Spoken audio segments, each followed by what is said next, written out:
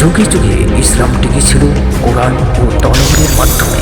বেঈমান মুসলমানদের ষড়যন্ত্র আর সেই হৃদয় বিদারক ঘটনা নিয়ে দেখুন পেরিলিস পার্ট 2।